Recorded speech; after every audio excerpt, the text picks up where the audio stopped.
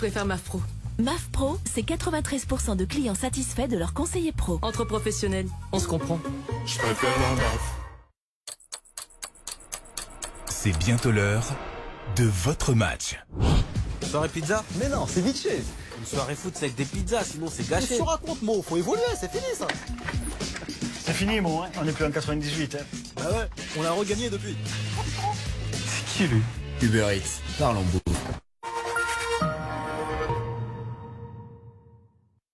Moi, je veux être très clair avec vous. Ce que nous avons...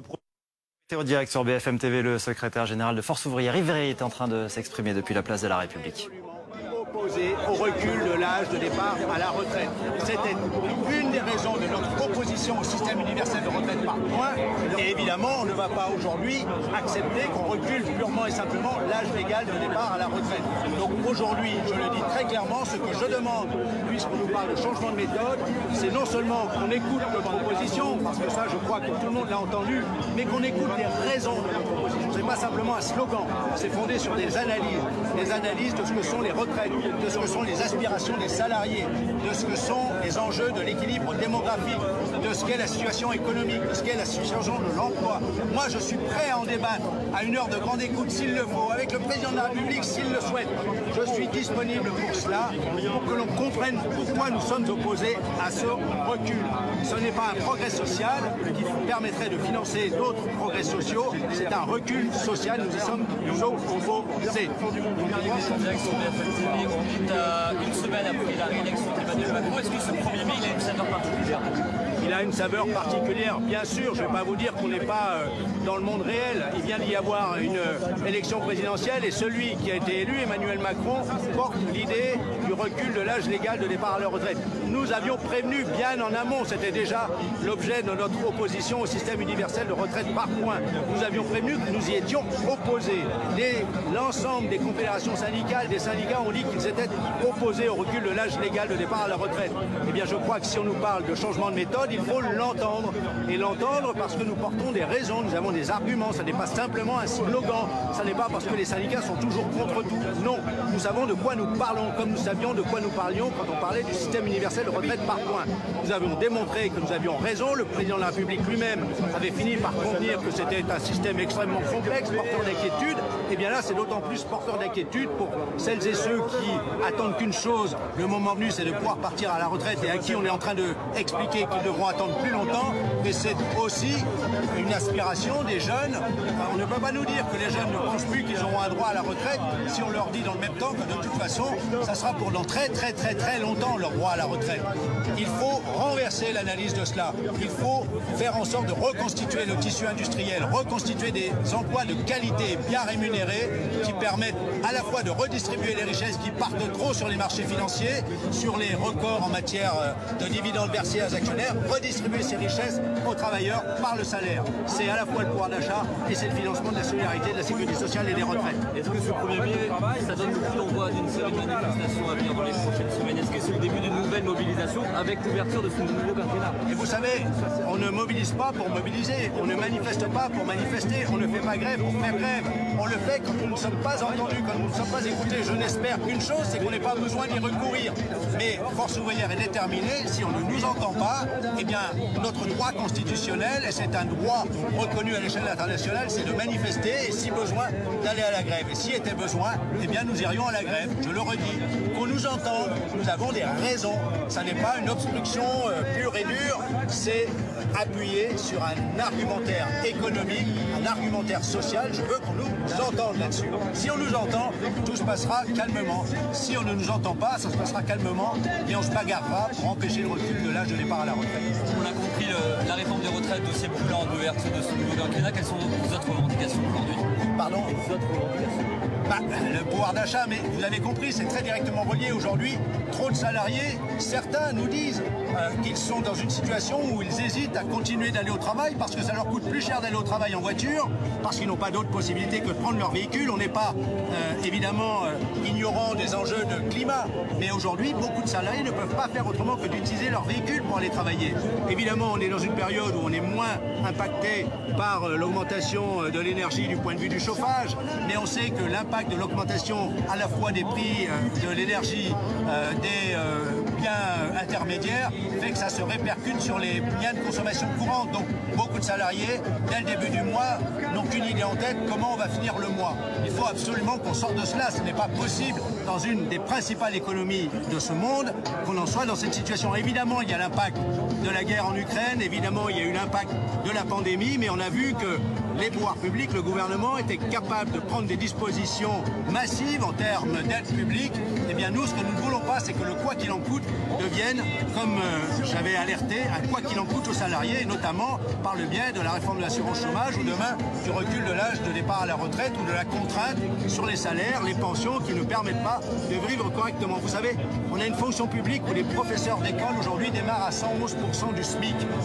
Professeurs des écoles, comment voulez-vous attirer des jeunes dans les métiers de la fonction publique? La fonction publique territoriale, le service public de proximité, celui qui fait que quand vous descendez dans la rue, les trottoirs sont propres, les poubelles sont ramassées, ils sont tous et toutes contraints de patienter 10-12 ans pour espérer sortir du SMIC parce que tous les premiers échelons de la fonction publique sont rattrapés par l'évolution du SMIC.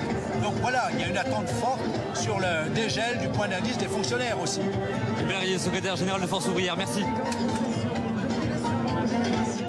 Un peu plus de 14h sur BFM TV, le secrétaire général de Force ouvrière s'exprimait donc depuis la place de la République à Paris. Voici donc le premier rendez-vous social du deuxième quinquennat Macron. Rendez-vous que nous suivons en direct avec toutes les équipes de BFM TV sur le terrain aujourd'hui dans les différentes manifestations en province ce matin à Paris, cet après-midi où le cortège va s'élancer d'ici quelques minutes. Nous en parlons en plateau avec nos invités. Sylvain Boulouk qui nous a rejoint. Bonjour.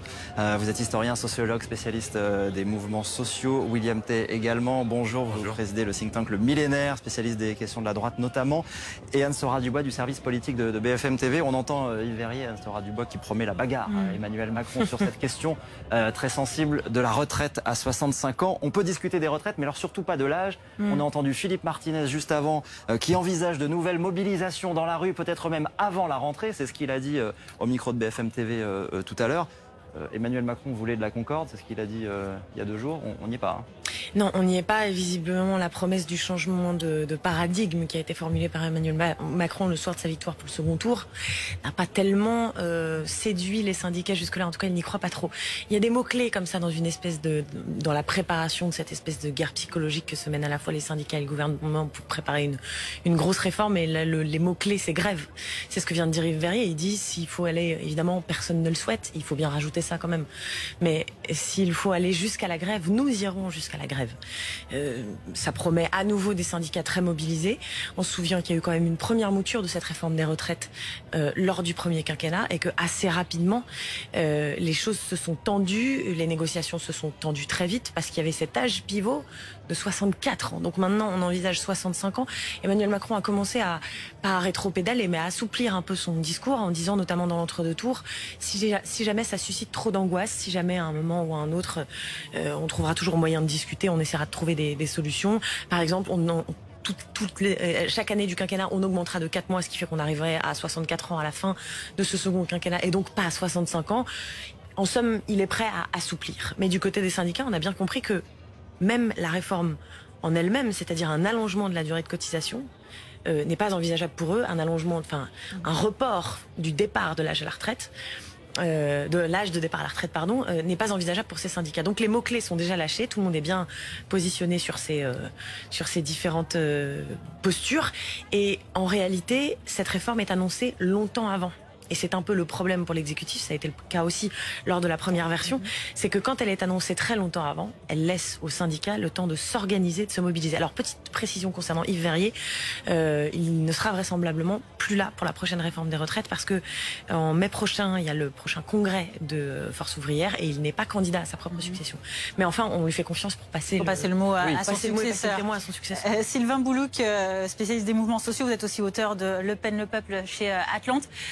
Quand on entend notamment Yves Verrier, et puis c'était un peu le même son de cloche chez Philippe Martinez il y a quelques minutes, on comprend bien qu'il y a la question des salaires, le mot-clé de la retraite, de l'âge de départ à la retraite qui cristallise, mais il y a aussi les salaires, c'est là que je voulais en venir, qui reste l'un des points centraux de ce pouvoir d'achat qui continue de préoccuper les Français, même après l'élection présidentielle. C'est relativement normal, parce que le but des centrales syndicales est de défendre les intérêts matériels et moraux des salariés. Donc à partir de ce moment-là, il peut y avoir un conflit entre le gouvernement qui propose un certain nombre de réformes et ces centrales syndicales qui n'ont pas la même vision et qui arrivent avec d'autres propositions et d'autres possibilités, enfin d'autres options qu'ils soumettent au gouvernement. Donc à partir de ce moment-là, est-ce que les partenaires sociaux se mettent autour de la table pour discuter, ou est-ce que l'âge qui a été fixé présidentiellement parlant est déjà n'est pas une condition mais est une obligation. Oui, Bruno Le Maire disait que ça pouvait éventuellement passer par un 49.3. Et à partir de ce moment-là, dans ce cas-là, il n'y aura pas de discussion, il y aura un conflit. Alors reste à déterminer l'intensité de ce conflit. Ce ne sont que des sondages, mais pour l'instant, les sondages semblaient montrer une très forte opposition de la part de la majorité de la population à l'âge du départ à la retraite. Donc il y a cette dimension-là, et puis il y a la deuxième dimension qui est importante, et si on fait bien attention, c'est plus les salaires que le pouvoir d'achat, ce qui ne veut pas dire la même chose, salaire et pouvoir d'achat. Et les différentes centrales syndicales, là aussi, sont en train de dire on peut changer les choses, en augmentant des salaires, et deuxième chose, en recréant, en redynamisant le tissu industriel, puisque plus d'emplois veut dire plus de cotisations sociales, et donc pas forcément un recul de l'âge de départ à la retraite. Sur le plan politique, c'est aussi un enjeu de cette journée du 1er mai, au lendemain de la présidentielle. Les leaders de la gauche vont se montrer aujourd'hui dans les cortèges, et on attend dans les minutes qui viennent Jean-Luc Mélenchon dans le cortège parisien. Marie Gentric, son arrivée nous est annoncée comme imminente. Oui, exactement. Jean-Luc Mélenchon nous fait arriver d'ici quelques minutes maintenant. On nous a dit qu'il arriverait vers 14h10, 14h15 maximum. Donc Jean-Luc Mélenchon très attendu. Vous pouvez le voir, il y a plusieurs dizaines, voire plusieurs centaines même de militants qui l'attendent. Alors il n'y a pas que Jean-Luc Mélenchon qui est présent politiquement parlant à cette manifestation. Europe Écologie Les Verts est également au rendez-vous, et les socialistes aussi devraient arriver d'ici peu. Alors on peut remarquer que les différentes forces de gauche ne vont pas défiler ensemble, elles vont défiler séparément. Et ça, c'est parce que pour le moment, les discussions entre les différentes forces de gauche restent assez compliquées. On le rappelle, depuis plusieurs jours, les insoumis discutent avec les socialistes, avec les communistes, avec les écologistes, pour essayer de mettre au point un accord en vue des législatives. À plusieurs reprises, on a cru qu'un accord allait avoir lieu. Finalement, ça a été non. Donc disons que les discussions sont extrêmement compliquées, mais pour les insoumis, tout espoir n'est pas encore à abandonner. Écoutez ce que nous disait Manon Aubry à l'instant. Je pense qu'on n'en est pas loin. Aujourd'hui, il y a une volonté commune autour d'un programme partagé, la retraite à 60 ans, le SMIC à 1400 € net, la désobéissance aux règles européennes quand c'est nécessaire, le blocage des prix de première nécessité. Tout ça, aujourd'hui, c'est réuni. On est prêt à avoir une stratégie commune pour cette élection, à avoir Jean-Luc Mélenchon Premier ministre, et enfin à changer la vie des gens. Il reste quelques petites choses à affiner, mais je pense que les quelques heures qui nous séparent de peut-être demain pourront nous aider. En tout cas, avec notamment les écologistes, aujourd'hui, toutes les conditions sont réunies, et je ne comprendrais pas qu'un accord ne puisse pas se conclure dans la journée ou dans la nuit. D'ailleurs, Manon Aubry nous le disait, si les insoumis croisent des socialistes, des écologistes ou des communistes pendant la manifestation, ils iront les saluer et discuter avec eux. Merci Marie Gentric, en direct de Paris avec Maxime Deveau dans ce cortège qui part de la place de la République d'ici un quart d'heure pour rejoindre la place de la Nation. Et donc cette prise de parole, Anne-Sora Dubois, de Jean-Luc Mélenchon qui devrait intervenir dans les prochaines minutes, alors qu'on le rappelle, on est toujours en train d'essayer de trouver un accord entre la France Insoumise et Europe Écologie Les Verts à minima, pour essayer de créer cette union de la gauche, parce que du côté des socialistes et des communistes, c'est un peu plus compliqué. Alors du côté des socialistes, c'est même totalement suspendu à l'heure actuelle, même si le premier secrétaire du Parti Socialiste, Olivier Faure, continue à dire peut-être qu'à un moment il faudra quand même qu'on discute. Mais oui, c'est très compliqué avec le Parti Socialiste, d'autant plus que Jean-Luc Mélenchon a redonné une interview auprès de nos confrères du JDD hier, dans laquelle il disait de toute façon, on va pas remettre tout à zéro maintenant, étant donné le fait qu'ils sont sortis des négociations. C'est fini. Voilà, c'est fini. Ils reviendront pas dans les négociations. En fait, Jean-Luc Mélenchon profite, et c'est d'ailleurs le reproche qui lui est adressé par d'autres formations de gauche, qui lui reproche de vouloir se donner un rôle hégémonique. C'est lui qui est arrivé en premier, donc il utilise la force que ce second tour de l'élection présidentielle lui a donnée. En tout cas, côté effectivement Parti socialiste, c'est compliqué, même si, dit Olivier Faure, on continue à discuter, on désespère pas d'arriver à un accord. En revanche, il y a une mise en garde qu'adresse Jean-Luc Mélenchon quand même. Il dit c'est un peu à nous aussi de faciliter, d'être facilitant dans les négociations avec les autres formations de gauche. Il dit pas souvent ça, Jean-Luc Mélenchon, donc c'est quand même à signaler. Et il dit une forme de mise en garde adressée donc aux autres formations de gauche. Les gens n'accepteront pas 2 fois de se faire voler la victoire, dit Jean-Luc Mélenchon, par ceux qui refuseront de construire cette nouvelle majorité. Les mauvais perdants seront jugés sévèrement. C'est une façon de dire aux autres formations de gauche qu'ils ont tout intérêt à trouver un accord avec la France insoumise. Cela dit, c'est pas si simple. Il y a un point d'achoppement, Marie Gentric en parlait tout à l'heure, qui est sur l'Europe. La désobéissance aux traités européens, ça c'est vraiment un point d'achoppement très fort, notamment avec le Parti socialiste, mais aussi dans une certaine mesure avec Europe Écologie Les Verts. Il y a d'autres formations. C'est une proposition de la France insoumise. Absolument, ça fait partie des 12 marqueurs symboliques que Jean-Luc Mélenchon a mis dans son programme. Et il y a notamment non seulement des formations de gauche qui sont un peu rétives à cette idée, mais en plus le reste de la classe politique qui dit à ces formations de gauche, si jamais vous faites ça, vous sortez du champ républicain en quelque sorte, parce que ça veut dire que vous dites non à l'Europe, donc vous basculez du côté du Frexit. Et c'est un très gros point d'achoppement. C'est sans doute ce qui a fait qu'aujourd'hui, la France insoumise et Europe Écologie Les Verts ne manifestent pas en tenant la même bannière en tête de cortège. Pas encore, c'est en bonne voie, mais pas encore. On va surveiller les images et les signaux qui pourront être envoyés. Jean-Luc Mélenchon, donc attendu dans les toutes prochaines minutes, place de la République. Vous voyez ces images en direct de nos équipes sur place. On y retourne bien sûr dès que le leader insoumis arrive sur cette place. Vous voyez ces images de toutes ces manifestations qui ont eu lieu dès ce matin dans différentes villes en région, à Lille, à Nantes, à Marseille, à Toulouse. Adrien Portron, on vous retrouve du côté de Nantes où cette manifestation est en train de s'achever. Est-ce que la mobilisation a été importante ? Oui, mobilisation massive aujourd'hui ici à Nantes pour cette manifestation du 1er mai. Plus de 4000 personnes selon les organisateurs. Et vous voyez sur ces images de Jérémy Laclanche, cette manifestation s'est terminée il y a environ 1 heure. C'était une manifestation dans la bonne entente. C'était bon enfant aujourd'hui. On a pu rencontrer différentes personnes. Le mot d'ordre était clair aujourd'hui. Faire entendre leur colère au président fraîchement réélu Emmanuel Macron. On a pu discuter avec certains, je vous propose de les écouter. Je suis dans une forme de précarité aussi, même si je me fais aider. Je fais des petits boulots à côté pour m'en sortir, faire mes courses, me nourrir décemment, sans manger des pâtes tous les midis, payer mon loyer, avoir un toit sur la tête, pouvoir faire des activités culturelles. Aujourd'hui, quand on a fait une semaine de 35 heures ou de 40 heures de travail dans les espaces verts, en ce qui me concerne, on voit bien que c'est extrêmement difficile. Avant 50 ans, il y a déjà un certain nombre de collègues qui ont des troubles musculo-squelettiques, qui ont des tendinites. Une manifestation malgré tout perturbée par un groupuscule d'une vingtaine de personnes. Quelques dégâts sont à déplorer dans le centre-ville de Nantes, notamment des vitrines de magasins cassées, mais la situation est rapidement revenue à la normale et cette déambulation a pu se terminer dans le calme. Adrien Portron en direct de Nantes avec Jérémy Laclanche pour BFM TV. Donc cette manifestation qui se déroule globalement dans le calme. On retourne à Paris où Jean-Luc Mélenchon s'exprime. Ils sortent de la loose pour vos partenaires, c'est une bonne stratégie pour conclure un accord. Oui, excellent, Leur taper dessus Oh, tout de suite. Ils font la culture permanente de la Arrêtez défaite. de faire l'étonner, ça fait 10 jours, nuit et jour, alors c'est bon quoi. C'est Mélenchon qui fait une petite pause ici. Et voilà. Excusez-moi, on va avancer, pardon. Tapez dessus. Ils sont allez les gars, merde, faites-vous mettre déjà 1 million de fois en photo. T'as raison Jean-Luc, on t'aime. Jean-Luc, on t'aime. Qu'est-ce que vous dites? Tranquille. Allez, oh. T'as raison. On va avancer. Jean-Luc, t'es le meilleur. Dans cette foule compacte et les journalistes qui essayent d'approcher Jean-Luc Mélenchon. Il y a beaucoup de monde, c'est difficile évidemment de l'approcher. On reviendra vers lui dès qu'il prendra la parole dans quelques minutes. William Tay est avec nous cet après-midi, président du think tank Le Millénaire.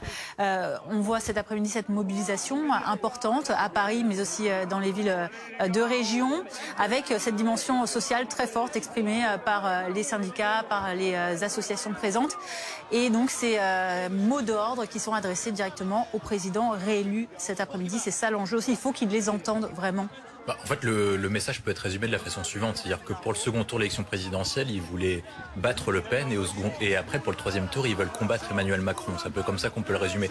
Et ce message est résumé par deux grands angles. La question de la réforme des retraites et la question du coût de la vie, / pouvoir d'achat, / salaire. Et en fait, si on prend un seul sujet sur la question des retraites, Emmanuel Macron, comme vous l'avez souligné, ne pourra pas négocier avec eux parce que de toute façon, les syndicats doivent défendre les intérêts des salariés. Ils ne peuvent pas retourner auprès des élections professionnelles en disant qu'on a accepté un accord avec le gouvernement pour faire reculer la question du départ de l'âge à la retraite. Donc il ne pourra pas négocier dessus. Si par cas Emmanuel Macron aborde la question différemment et propose un package global, uniquement, non pas négocier uniquement sur la question des retraites, mais proposant une négociation globale à la fois sur la question des salaires ou même sur les conditions de travail, peut-être qu'il y aura des points d'accord sur différents sujets, notamment parce qu'on sait que l'inflation est assez élevée et qu'en plus le gouvernement ne doit pas contraindre les salaires dans la mesure où s'il veut relancer l'activité, on a vu une croissance à environ 0% au premier trimestre, donc s'il veut relancer l'activité, il faudra donner un coup de pouce, notamment pour faire redémarrer la consommation. C'est le deuxième élément.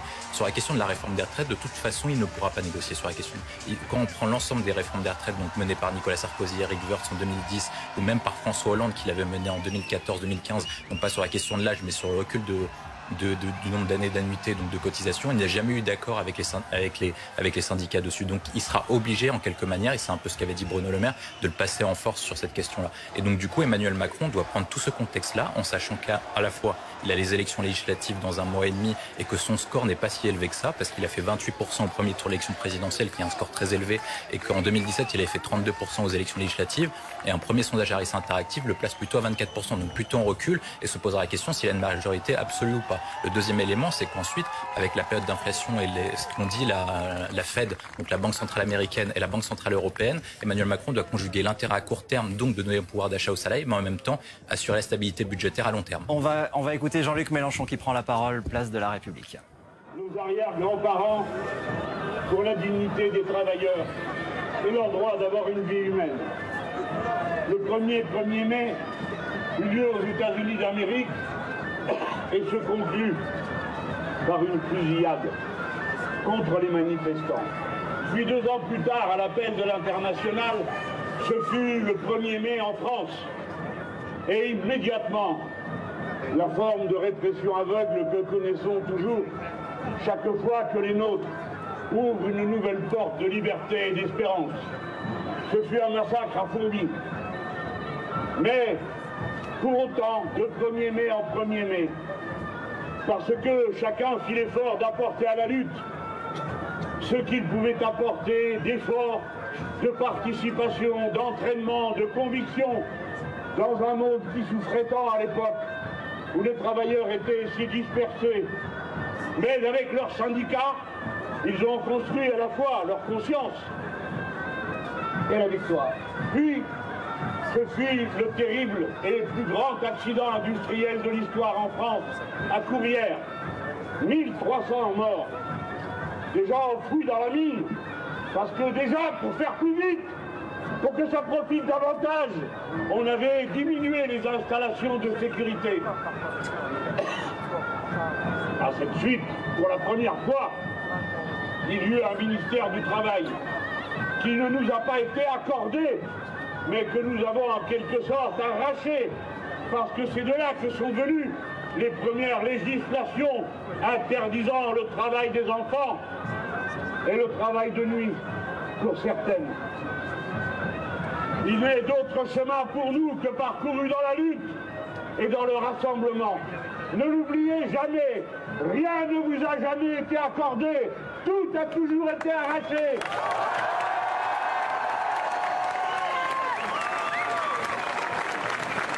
Aujourd'hui, bien plus nombreux et bien plus divers sont nos engagements et les frontières de liberté et de dignité qu'il nous faut faire respecter, puisque c'est à nous, les êtres humains, de porter en quelque sorte la responsabilité qui nous revient du fait de notre capacité de conscience vis-à-vis de la nature, vis-à-vis des animaux.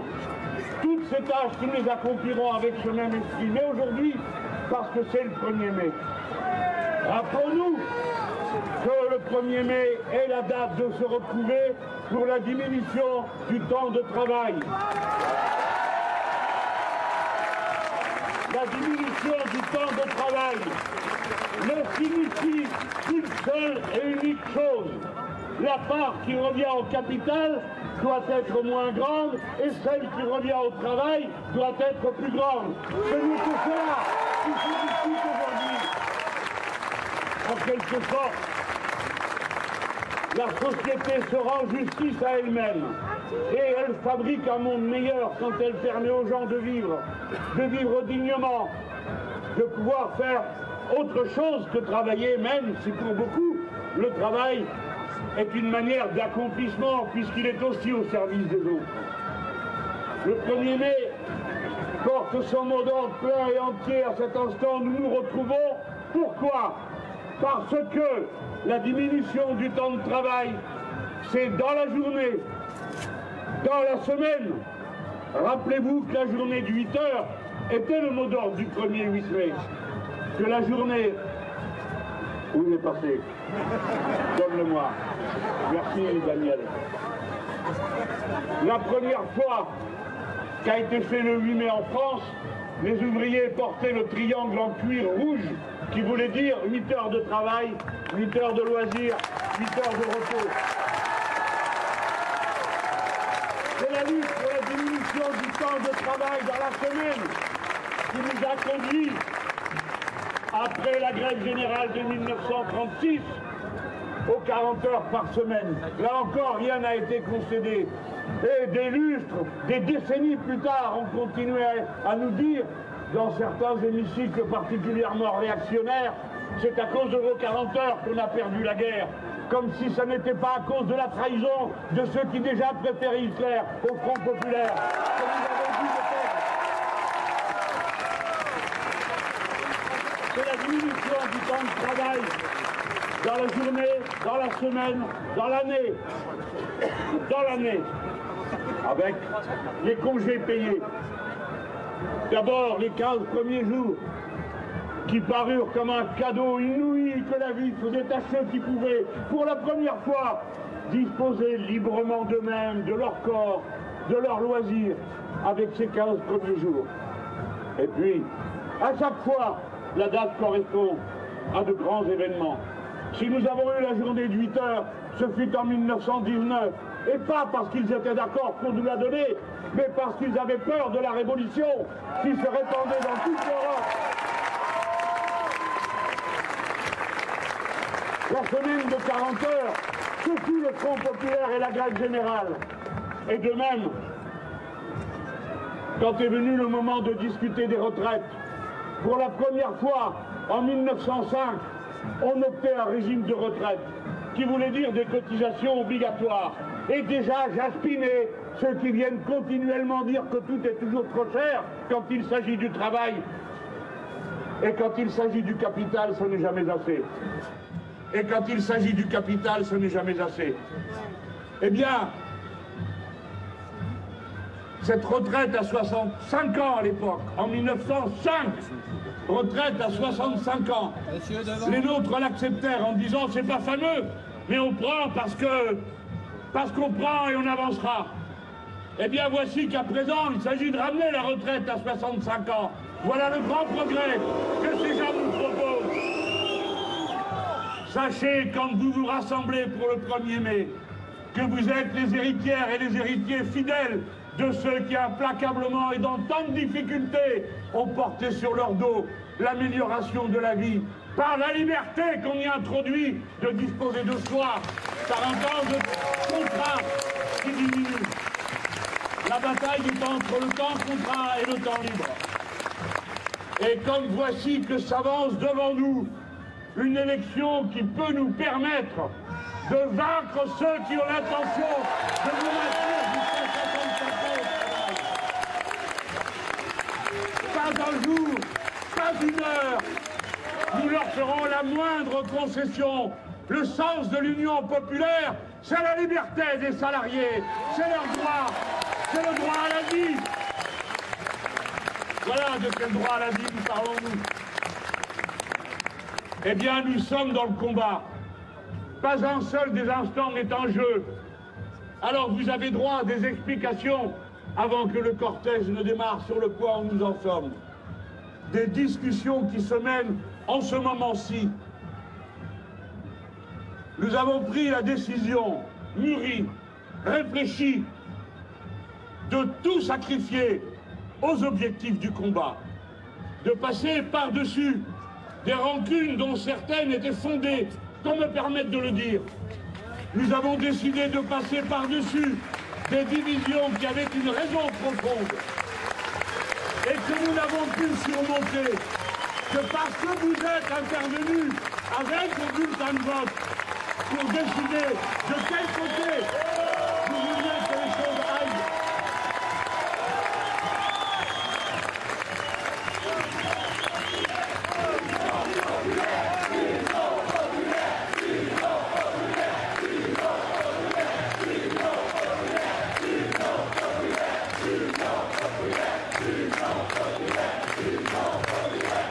Parce qu'il y a un enjeu concret. À l'issue de cette élection, vous avez 4 blocs. Le premier, c'est celui de la droite et des libéraux. Le second, c'est celui de l'extrême droite. Le troisième, c'est nous, le bloc populaire. Et le quatrième, ce sont les 12 millions de personnes qui ne sont pas allées voter. Mettons qu'il y en ait la moitié qui étaient mal inscrites. Il en reste 6 millions. Ces 6 millions-là peuvent faire la décision. C'est à nous, premièrement, de rassembler de nouveau toutes nos forces pour qu'on se retrouve dans le bulletin de vote, pour qu'on se retrouve dans les urnes, pour qu'on se retrouve avec la possibilité de la victoire qui dorénavant se présente devant nous contre tous les prophètes de malheur qui nous annoncent sans arrêt que tout est perdu d'abord, que le combat ne sert à rien, et qu'il s'agisse d'élections comme de la journée de 8 heures, comme de la semaine de 35 heures. À chaque fois, c'est par la lutte, par la volonté, par la conscience, par le refus de la résignation, par la certitude que demain peut être meilleur, si nous y mettons les mains sans abandonner notre sort à je ne sais qui, à je ne sais quelle puissance aveugle. Par conséquent, si vous le voulez, vous avez la capacité, comme chacun d'entre nous là, d'entraîner autour de lui vers l'union populaire, celle ou celui qui doute, celle ou celui qui hésite, celle ou celui qui ne sait pas vraiment pourquoi il devrait aller le faire. Et tous ceux qui n'ont pas compris que c'est le 3e tour en quelque sorte, et que pour que nous ayons un gouvernement d'union populaire, il faut qu'ils élisent le député qui se présente sous l'étiquette de la nouvelle union populaire à laquelle nous sommes en train de travailler.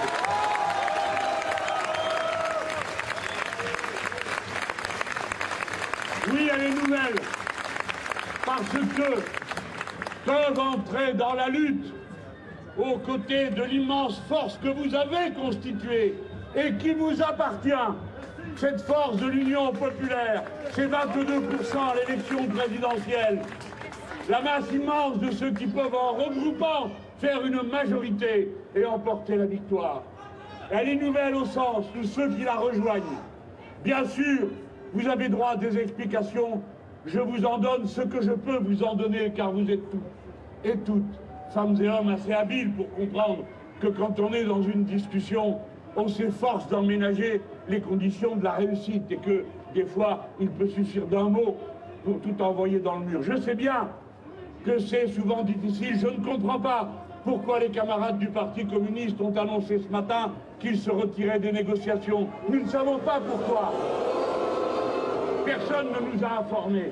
Je forme le vœu qu'ils reviennent vite, là où est leur place, car les communistes sont nos amis, nos alliés, partout sur le terrain.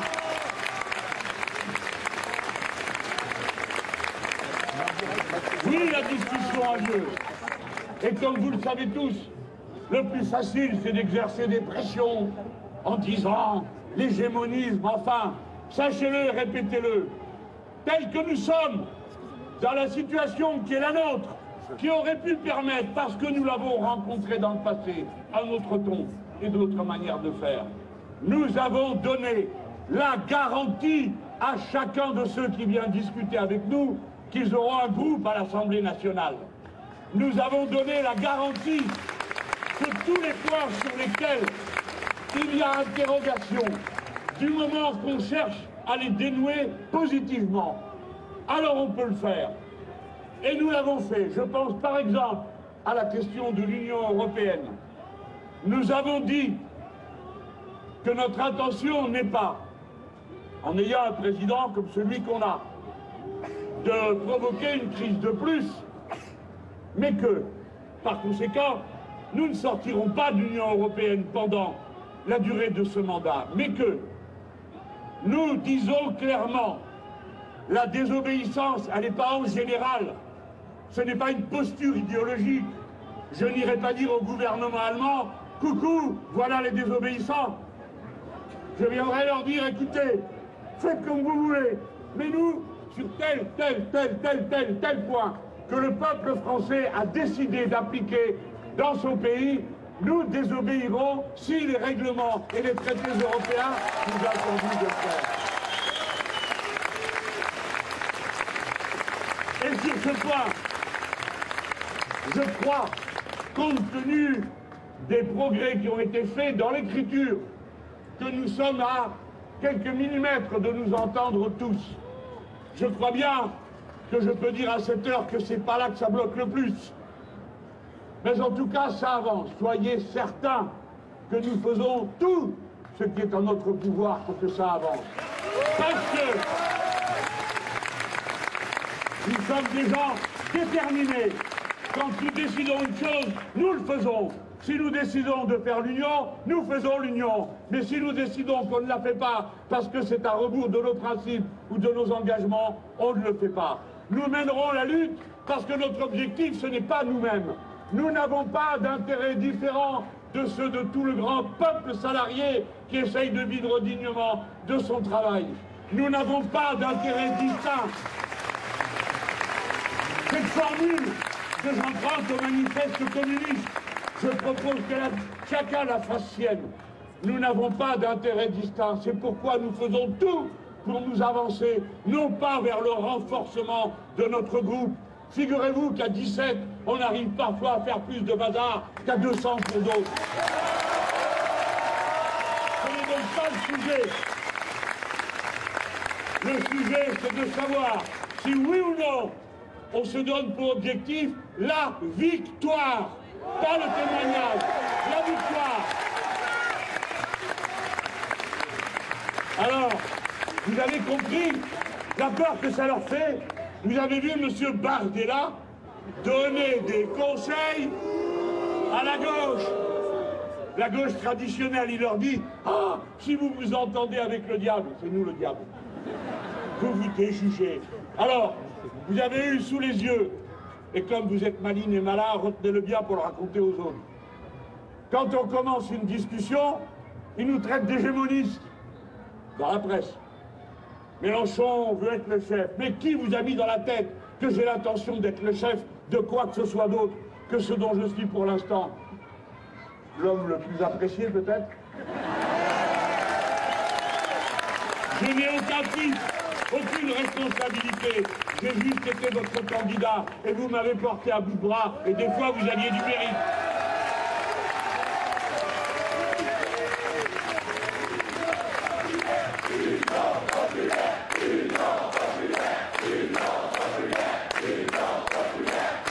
Alors, vous avez vu, après lui avoir dit Mélenchon veut être le chef de tout, ce qu'il ne demande pas.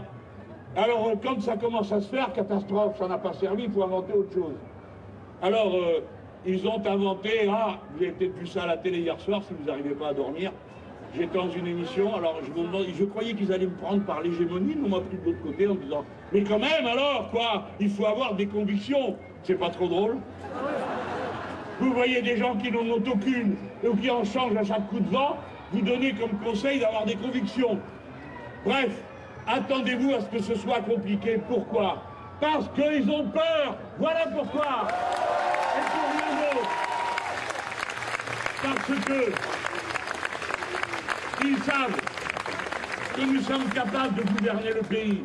Ils savent que les gens n'ont pas encore envie de souffrir comme ils ont souffert et comme on leur annonce qu'ils vont encore souffrir si jamais M. Macron et ses alliés retrouvent la majorité. Le pays sait qu'il a avec nous une grande force sociale. Je ne parle pas de nos étiquettes d'organisation. Ils savent que vous êtes là. Vous, des quartiers qui êtes descendus par milliers pour aller voter. Vous, des universités, des villages, des villes, de partout. La grande force. La voici qui s'avance, tranquille et sûre d'elle-même. Oui, tout ça est à portée de nos mains.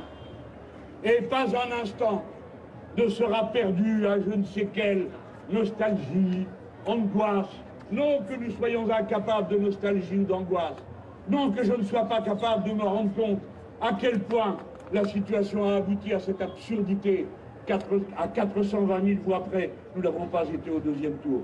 Mais jeter la rancune à la rivière, avancer sûrement, tranquillement, parce qu'il s'agit maintenant d'assumer le pays tout entier et les milieux sociaux que nous représentons, la classe ouvrière, les salariés de toutes sortes, les travailleurs, ceux qui sont en formation, ceux qui sont à la retraite. C'est cela que nous représentons à cet instant. Et nous ne le représentons qu'avec un objectif, l'intérêt général humain, l'harmonie des êtres humains entre eux et avec la nature. Voilà quel est notre but. Jamais nous sommes entrés dans une élection législative dans d'aussi bonnes conditions que cette fois-ci. Pourquoi? La première, c'est que vous en êtes conscients. Partout je passe, partout passent mes camarades. On leur dit, ah, c'est bientôt le troisième tour, on se retrouve. La consigne est passée. Tout le monde a compris ce qu'on a voulu dire quand on a dit qu'il fallait que je sois le Premier ministre. J'ai vu un reproche qu'on a bien fait rigoler. Qu'on fasse une élection pour dire qu'on va désigner le Premier ministre et commencer à mettre un peu de 6e République dans la 5e, non? Alors, il y en a apparemment que ça dérange de voir ma tête sur l'affiche. Ils n'ont qu'à pas mettre la leur sur la leur. Et comme ça rétablira l'équilibre. Vous m'avez compris. Voilà où nous en sommes. Avant tout accord, nous étions déjà assurés d'être présents dans 425 deuxième tours dans le pays. Et l'Union populaire, telle qu'elle était, l'ancienne Union populaire, celle de l'élection présidentielle, était déjà en tête dans 105 circonscriptions. Un sondage est paru incroyable, et je comprends que depuis les autres se soient un peu excités, mais qui nous met à un niveau incroyable, 9 points d'avance, avec cette ouverture que nous avons faite, avec cette manière de combattre. Ce qui veut dire, mes amis, que c'est la première fois qu'on commence une élection où, si on ne fait pas les imbéciles, si on ne fait pas durer les discussions plus que la nature humaine n'est en mesure de le supporter, parce que, voyez-vous, quand on dit 9 jours et nuit, on peut dire que c'est non seulement les jours, mais aussi la nuit. Et vous avez ici quelques-unes des figures que vous pouvez voir. Alors maintenant, on s'approche du bout. Vous avez tous entendu ce que je vous ai dit et je suis sûr que vous pourrez le répéter. Je recommence pour ceux qui n'ont pas pris de notes. Premièrement, tous ceux qui participent auront un groupe. Deuxièmement, tout le monde aura sa propre association de financement. Troisièmement, le programme sera un programme partagé, un programme de gouvernement. Parce que ce n'est pas un congrès qu'on est en train de faire, c'est la lutte pour le pouvoir. Et donc, on veut des choses stables et sûres. Tous ceux qui sont là obtiennent dans la discussion avec nous davantage, bien davantage que la proportionnelle du résultat de l'élection présidentielle. Toutes les conditions posées par Europe Écologie Les Verts l'autre matin dans sa conférence de presse, je répète, toutes les conditions ont été acceptées par nous. Dans ce contexte, vous apprenez d'abord une chose, si vous n'en étiez pas déjà convaincu, c'est que vous pouvez faire confiance à cette équipe. Ce ne sont pas des gens qui sont en train de magouiller je ne sais quel arrangement de bord de table. Ils sont capables, nuit et jour, de tenir bon sans jamais perdre de vue la perspective vers laquelle nous nous dirigeons. Et la bataille pour la conquête du pouvoir, parce que c'est notre bataille. Deuxièmement, vous apprenez que nous sommes loyaux dans nos échanges avec les autres. Nous n'avons jamais cru que nous prendrions je ne sais quel avantage pour nous-mêmes. Je vous l'ai dit tout à l'heure. Je m'honore de votre confiance. J'étais certain que le 1er mai, arrivant au milieu de ces discussions qui normalement devraient finir cette nuit, parce que si ça ne finit pas cette nuit, c'est que ça veut dire que ça finira jamais.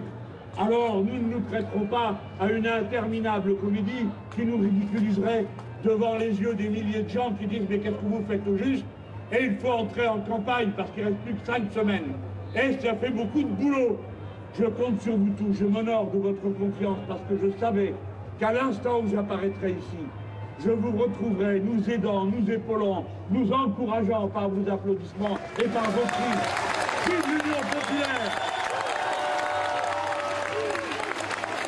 Le 3 mai prochain, à la mémoire du Front populaire, nous aurons signé, nous aurons la nouvelle Union populaire. Et dans cette semaine, la victoire.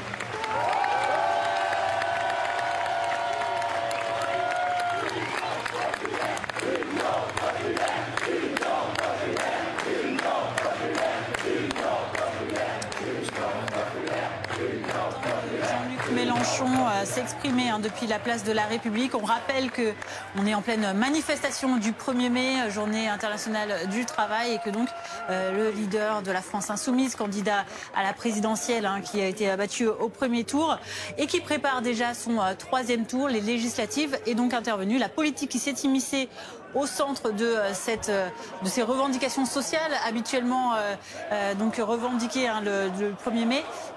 Pour en parler avec nous, nous sommes toujours avec Sylvain Boulouk, avec William T et avec Benjamin Morel. Anne-Sora Dubois est également avec nous, le service politique BFM TV. Anne, on vient d'entendre Jean-Luc Mélenchon, notamment annoncer un peu plus d'informations sur les négociations en cours. C'est ce qu'on attendait aussi de savoir. Ça devait être réglé dans le week-end à gauche en vue des législatives. Et on apprend que notamment les tractations avec Europe Écologie Les Verts avancent plutôt bien. Beaucoup mieux qu'avec les deux autres formations de gauche. Alors ça c'est sûr, c'est aucun doute là-dessus, puisqu'elles seront toujours suspendues à cette heure avec le PS et que effectivement le PCF a redit hier que ce qui était proposé par la France Insoumise n'était pas suffisant en termes de propositions pour continuer les négociations en l'état. Mais effectivement, alors, petite précision quand même par rapport à ce que vient de dire Jean-Luc Mélenchon, il vient de dire toutes les conditions posées par Europe Écologie Les Verts ont été acceptées. On vient de joindre très rapidement la direction d'Europe Écologie Les Verts qui nous dit que ça ne veut pas dire, en tout cas en l'état, qu'il y a un accord maintenant tout de suite. Jean-Luc Mélenchon ne vient pas d'annoncer que l'accord est finalisé. Il vient de dire que toutes les conditions qui ont été présentées par Europe Écologie Les Verts à la France Insoumise ont bien été acceptées par la France Insoumise. On est en train de finaliser l'accord. On peut s'attendre peut-être, oui, effectivement, à l'annonce d'un accord d'ici la fin de la journée. Toujours pas d'accord pour l'instant, mais effectivement, c'est une question d'heures, sinon de minutes. Donc c'est le premier accord dans cette union populaire, formation de gauche, coalition populaire comme on veut. Et d'ailleurs, le titre est aussi objet de débat entre les formations de gauche. Mais c'est le premier accord qui est imminent. On va continuer évidemment de suivre tout cela. Donc Jean-Luc Mélenchon qui s'est exprimé longuement sur une estrade à un micro au moment où le cortège parisien était en train de s'élancer depuis la place de la République. On va retrouver Marie Gentric qui suit l'Insoumis cet après-midi pour BFM TV. Jean-Luc Mélenchon qui a lancé la mobilisation générale en quelque sorte en vue des législatives qui ont lieu dans un mois et demi. Oui, exactement. Et Jean-Luc Mélenchon, on peut le dire, a eu un discours plutôt optimiste. C'est vrai qu'au cours des derniers jours, on avait l'impression que les discussions s'enlisaient entre les socialistes, les écologistes, les communistes et les insoumis. Sauf que Jean-Luc Mélenchon, qui est en train de descendre de la scène, je pense que vous pouvez le voir, Jean-Luc Mélenchon, lui, dit que cette discussion devrait aboutir. On est à quelques millimètres d'un accord, c'est ce qu'il a déclaré. Il pense que les discussions devraient se terminer cette nuit. En revanche, si elles ne se terminent pas cette nuit, pour lui, c'est mauvais signe. Si elles ne se terminent pas cette nuit, ça veut dire qu'elles ne se termineront jamais. C'est ce qu'il a déclaré sur le podium à l'instant. Merci Marie Gentric sur place donc pour BFM TV. On prend la direction du cortège parisien. Voilà, vous le voyez, ces images en direct montrent des débuts de tension. Anne-Laure Bance, vous êtes sur place pour BFM TV, qu'observez-vous ? Oui, tout à fait. Le cortège venait à peine de s'élancer que les premières tensions ont débuté. Les manifestants sont partis dans une manifestation sauvage à l'angle du boulevard Voltaire. Ils ont tenté de sortir de ce cortège pour emprunter le boulevard Richard Lenoir. Ils ont été repoussés rapidement par les CRS sur place. Mais ces manifestants ont déjà eu le temps d'envoyer quelques projectiles. Vous le voyez désormais, les manifestants et les CRS se font face, les CRS qui empêchent donc que cette manifestation sorte du cortège et du chemin principal qui doit conduire tous les manifestants vers la place de la Nation. Vous voyez, retour au calme pour l'instant en direct sur ces images de Yohann Chérifi. Voilà, ces incidents qui, donc en marge du cortège parisien, vous voyez sur ces images le dispositif policier qui est en train de s'étendre pour empêcher ces manifestants de sortir du trajet qui a été prévu et autorisé par la préfecture pour cette manifestation. Donc voilà, quelques projectiles. On va continuer évidemment de suivre cette situation avec toutes nos équipes sur le terrain dans ce cortège parisien qui s'était lancé il y a quelques minutes depuis la place de la République à Paris. Benjamin Morel, vous observez ces images avec nous. Cette mobilisation, on attend du monde. Aujourd'hui, c'était prévu, plus que l'année dernière. On est en contexte de réélection d'Emmanuel Macron il y a tout juste une semaine. Il fallait s'attendre. De toute façon, les forces de l'ordre étaient averties, avaient une vigilance particulière sur ce rassemblement parisien. Oui, parce qu'en effet, vous avez beaucoup de monde, et ce qui est plutôt bon signe, c'est-à-dire que pour Jean-Luc Mélenchon, c'est-à-dire il faut voir un petit peu le télescopage des événements. En fait, qu'est-ce qui se passe à une législative entre guillemets lambda ? Depuis le quinquennat. Vous avez en fait un électorat de la majorité qui se mobilise, un électorat de la minorité celle qui a été battue, qui se démobilise. On dit beaucoup, les Français veulent donner une majorité au président de la République. C'est pas réellement ce qui se passe. En réalité, ce qui se passe, c'est une démobilisation de l'électorat d'opposition.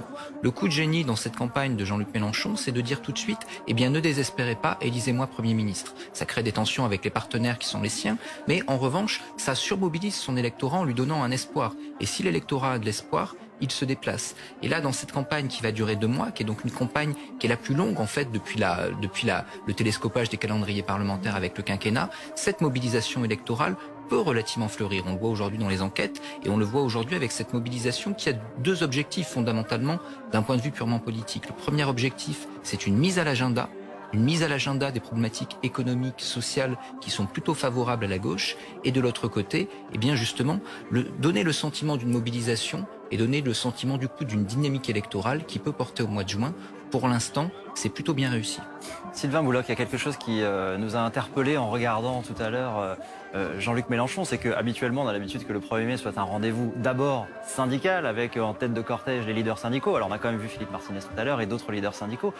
Mais là, Jean-Luc Mélenchon leur a quasiment volé la vedette avec un discours sur une estrade, à un micro qui dure. Il en a fait quasiment un meeting politique, son premier meeting des législatives. Là, il a profité d'une tribune, c'est-à-dire qu'il y avait en face de lui quelques caméras de télévision et à partir de ce moment-là, il a pu faire un meeting pendant une manifestation syndicale.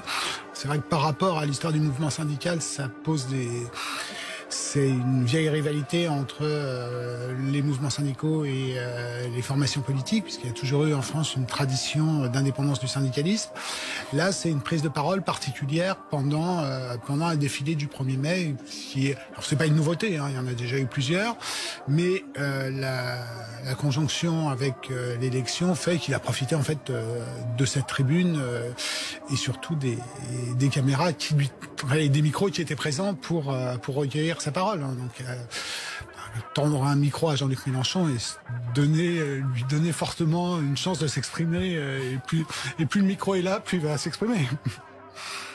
Anne-Sora Dubois, cet après-midi, on le disait, la politique vole un peu la vedette aux revendications syndicales qui restent présentes. Malgré tout, il faut que Emmanuel Macron entende aussi les revendications qui sont faites sur les thématiques. On l'a entendu tout à l'heure de la bouche des représentants syndicaux de la retraite, mais aussi des salaires, du pouvoir d'achat. Alors même si le gouvernement a mis en place des mesures pour augmenter certains salaires, Ce n'est pas suffisant quand on voit la hausse notamment de certains prix, l'inflation qui a été annoncée hier. Oui, d'autant plus que cette inflation, on nous l'annonce comme une possible stagflation dans les mois qui viennent, c'est-à-dire une inflation qui resterait à un niveau quand même assez élevé sans redescendre.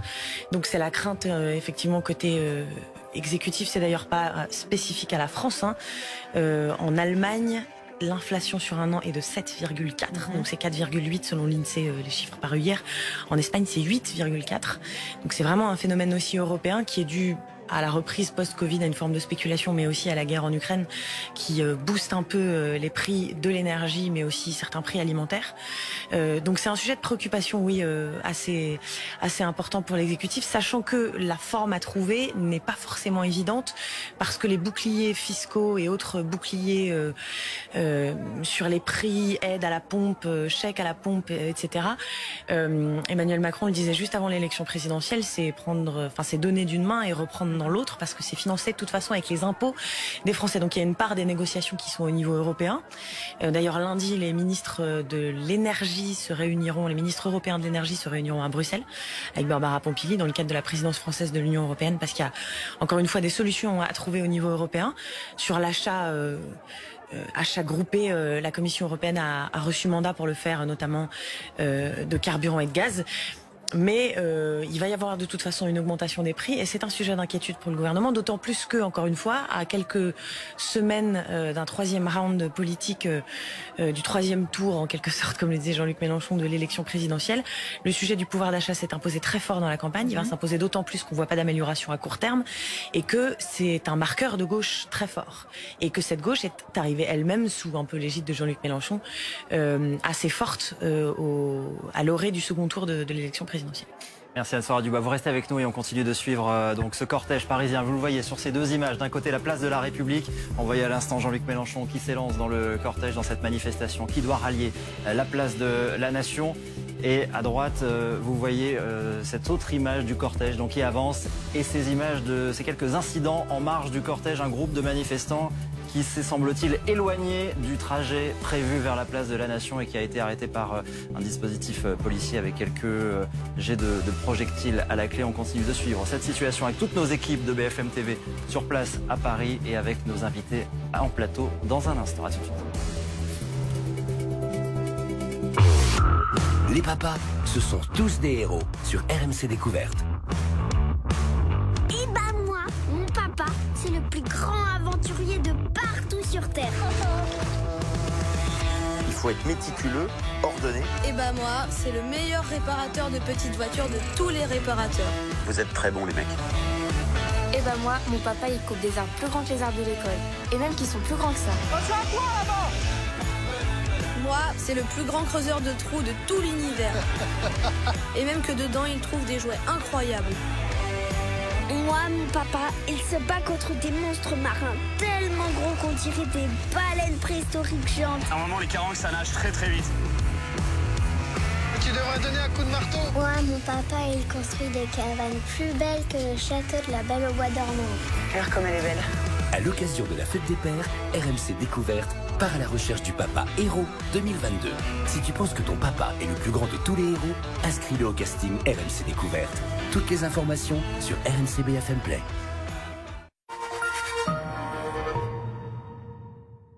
Waouh, c'est ta voiture ça? Ouais, acheté sur Aramis Auto, que 20 km au compteur. Hein. Et surtout, je l'ai eu pour beaucoup moins cher que la neuve. Mais enfin, elle a un petit défaut quand même. Elle est pas super bien garée. Certains auront du mal à l'accepter. La voiture idéale est sur Aramis Auto. Trouvez la vôtre sur aramisauto.com. Bonjour, je suis Johan de Carglass. Vous aussi, vous êtes d'accord? Vous préférez réparer plutôt que remplacer? Chez Carglass aussi. Alors, quand mon client m'a dit... Je me suis encore pris un caillou. C'est la 3e fois. Évidemment, chez Carglass, on lui a réparé son impact. Vous imaginez si on lui avait remplacé son pare-brise à chaque fois? Ça aurait fait 3 pare-brises gâchés. Chez nous, on préfère éviter ça. Parce que depuis toujours, Carglass s'engage à réparer quand c'est possible. En 30 minutes, c'est réparé. Alors, un impact? Prenez rendez-vous sur carglass.fr. Maintenant, vous le savez, tapez bien .fr. Carglass remplace.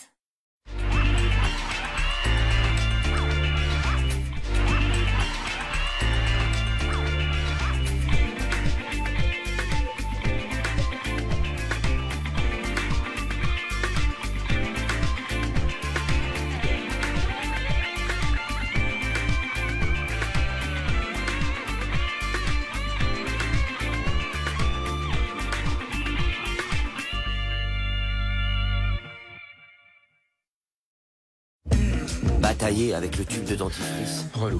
Se démêler les cheveux. Relou. Avoir du shampoing dans les yeux. Oublier de mettre du déo. Relou. Se mettre de la crème dans le dos. Relou. Se raser la barbe. Relou. Les aisselles. Relou.